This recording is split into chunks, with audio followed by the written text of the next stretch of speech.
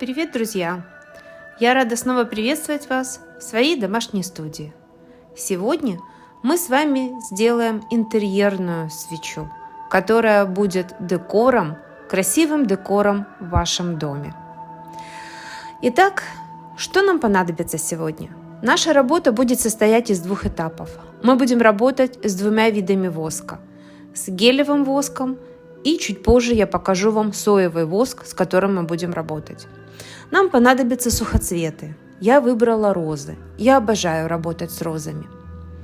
Они придают изделию очень красивый, нежный, элегантный вид. Бокалы, которые будут поделены нами условно на две половины, верхнюю и нижнюю. И изначально мы начнем работать с нижней частью бокала. Фитили, которые понадобятся нам немного позже. В отличие от всех наших видео, в которых мы изначально закрепляли фитиль перед работой, мы этого делать сейчас не будем. Мы будем украшать нижнюю часть бокала. Я беру для декорации камешки и розы. И вы посмотрите, как я это делаю. Я немного ускорю видео чуть позже, чтобы не так долго держать вас у экранов. И основной момент вы, конечно же, увидите. Итак, отрезая аккуратно бутоны роз, мы украшаем нижнюю часть бокала.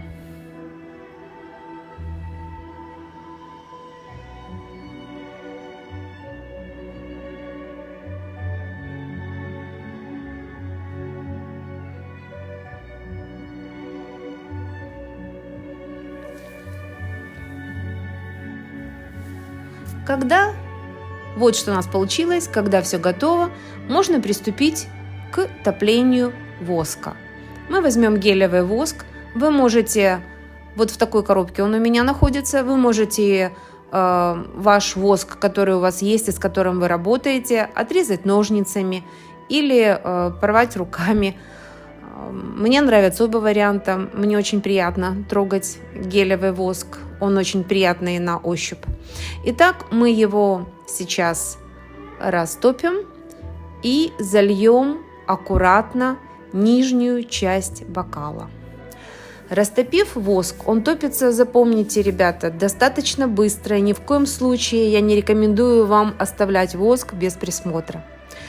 Мы тоненькой струечкой, после того, как дали воску остыть, немного остыть, не заливайте его горячим, мы тоненькой струечкой заливаем наши бокалы и даем немного постоять воску, чтобы воздух, который содержится в цветах, вышел наружу. Как правило, розы дают очень много пены.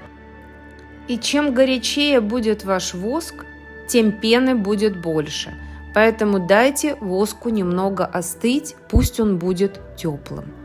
Залив нижнюю часть и дав остыть немного воску, как вы видели, я поставила фитиля, закрепив их палочками, чтобы они у нас как бы прилипли к верхней части воска. Теперь возьмем соевый воск, растопим его, и я буду использовать краситель и ароматизатор. Я буду использовать красный краситель и ароматизатор Real Peach. Мне очень нравится запах, нежный запах персика. Итак, вы видите сейчас, каким воском я пользуюсь, какой компании. Я специально показала вам пакет, где я покупаю этот воск. Это легко прогуглить в интернете. Растопив его, мы сейчас окрасим воск. Мне хотелось добиться цвета ярко-красного. Однако же я знаю, что этот краситель впоследствии, когда воск остынет, будет нежно-розовым. Цветность я проверяю, друзья, при помощи деревянной палочки. Это достаточно легко сделать, друзья. Просто проведите палочкой по бумажному полотенцу после того, как вы перемешаете воск, окрашенный уже, и вы увидите, какой цвет вы добьетесь, то есть что вы хотите. Я сейчас заливаю верхнюю часть воска. Очень важный момент.